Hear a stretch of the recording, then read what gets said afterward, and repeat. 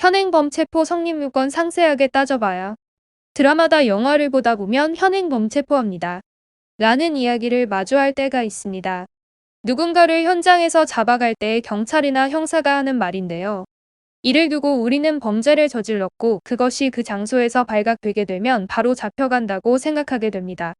범죄자라고 하여 무조건 현행범으로 체포를 할 수는 없습니다. 각자의 상황에 따라 맞추어 진행을 해야 하는 것이기에 내가 범죄에 연루가 되었고 이와 같은 문제에 놓여 있다면 상황을 면밀하게 검토하고 파악하는 것이 중요합니다.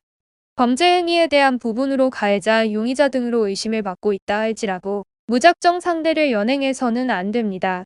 현행범이라거나 그것에 대한 의혹이 있더라도 체포가 가능한 성립 요건을 이루어야 하는데요.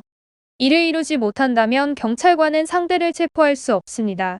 그렇다면 어떤 경우에서 이러한 일들이 일어나는지 조금 더 자세하게 설명드리도록 하겠습니다. 우선적으로 경찰이나 검찰은 범인을 체포하는 과정에서 범인에게 최소한의 인권을 보장하고 지금의 문제에 대한 대비를 할 수 있도록 고지를 해야 합니다. 현행범 체포에서 이와 같은 고지를 미란다의 원칙입니다. 흔히 들어보셨을 변호인을 선임할 수 있으며 묵비권을 행사할 수 있고 지금 하는 발언들이 경찰 조사나 법정에서 불리한 작용을 할 수 있습니다. 라는 이야기입니다. 이것이 바로 미란다의 원칙이고 체포 과정에서는 범인이 왜 체포가 되는지 그 이유를 설명해 주어야 하고 변호인을 통하여 협조를 받을 수 있는 권리를 가진 것과 불리한 진술을 거부할 수 있다는 점을 알려주어야 합니다. 묵비권 행사의 경우 형사소송법에 따라 체포를 할 때 무조건 고지를 해야만 합니다. 이를 제대로 말하지 않고 수갑을 채운 경우라면 경찰 공무원이 제대로 된 절차를 밟지 않은 것이기에 현행범으로 체포가 불가능합니다.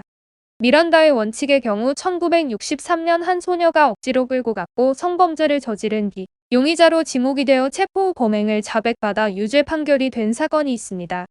미국에서 이루어진 본 사건은 추후 경찰이 묵비권 등과 같은 권리를 말해주지 않아 이것이 묵살당하였다는 것을 강조하여 항소심에서 무죄를 받은 사건입니다. 해당 사건 이후 본 원칙이 더욱더 탄탄하게 확립되었습니다. 다만 미란다는 그 이후 다른 범죄로 11년형을 선고받게 되었습니다. 이에 따라 수사기관이 미란다의 법칙을 준수하지만 그렇다고 하여 묵비권을 행사하는 사람에게 무조건 좋은 판결을 내려주지 않는다는 것을 보여주는 사건입니다. 이와 같은 결과와 여파는 국내에서도 동일합니다. 그러나 현실적으로 피의자로 의심받는 경우 피해자 중심으로 조사를 이루고 있으며 현행범 체포가 아닐지라도 무죄를 입증할 정확한 증거가 없다면 높은 형을 피하기 어렵다는 것이 일반적인 인식입니다. 현행범은 범죄 행위가 현재 진행 중이거나 범죄 행위가 종료된 그 순간과 종료된 지 얼마 안 돼요. 그 범죄의 흔적이나 증거가 남아있는 경우를 말합니다.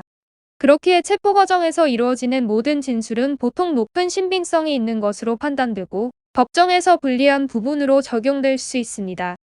현행범 체포 시에는 되도록이라면 본인에게 불리하거나 애매한 부분들은 이야기를 하지 않는 것이 좋습니다. 기억이 나지 않는 것을 억지로 퍼즐을 맞추다 보면 과장이 되기 나름이고 좋은 결과를 마주하기가 어려워집니다. 이와 같은 상황으로 비추어 볼 때 유의해야 하는 범죄로는 성범죄, 음주운전, 보이스피싱 정도가 있습니다. 성범죄의 경우 증거를 찾는 것이 워낙 힘듭니다.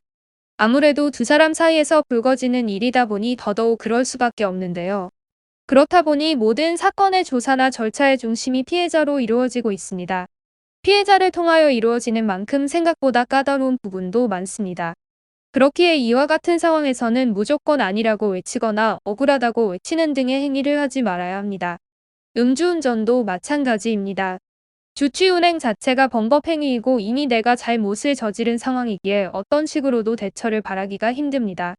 그렇기에 내 상황에 위기가 될 수 있는 언행은 아예 삼가는 것이 좋습니다. 보이스피싱의 경우 자신도 모르는 사이에 범죄 조직에 가담되어 일을 하고 있는 경우가 있습니다. 이럴 때에도 본인이 주도하에 일을 한 것이 아니라는 점과 나도 몰랐다는 것을 어필해야 합니다. 혹시라도 진술 중에 약간의 의심을 가진 적이 있었다고 발언을 하게 된다면 이는 미필적 고의를 성립시키며 더더욱 어려운 상황에 놓이게 됩니다.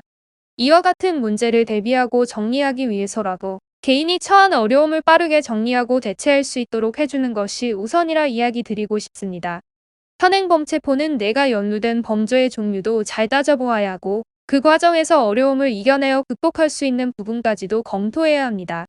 이를 다 따져보았는가 아닌가에 따라서도 개인의 미래가 달라질 수 있고 범죄의 결과가 바뀌기 마련입니다. 법률사무소 R은 형사사건은 초기부터 철저하게 대비해야 하는 것이라 이야기합니다. 사전 대비 없이 진행하신다면 본인에게 해가 될 수 있는 조건들이 많아지게 되고 견디기 힘든 부분으로 다가올 수 있다는 점 인지하고 계셨으면 합니다. 조금이라도 노련하게 대처하기 위해서는 꼭 그에 알맞은 내용으로 검토해 보시길 바랍니다. AL에서는 전문 변호사가 직접 무료 상담을 진행해 드리고 있습니다. 변호사가 24시간 대기하며 실시간 응답을 도와드리고 있으니 급하게 도움이 필요한 순간이라면 최대한 빨리 연락하셔서 문제를 해결하시길 바랍니다. 중대한 사안인 만큼 전문가의 조력이 반드시 필요하다는 것을 명심하시길 바랍니다.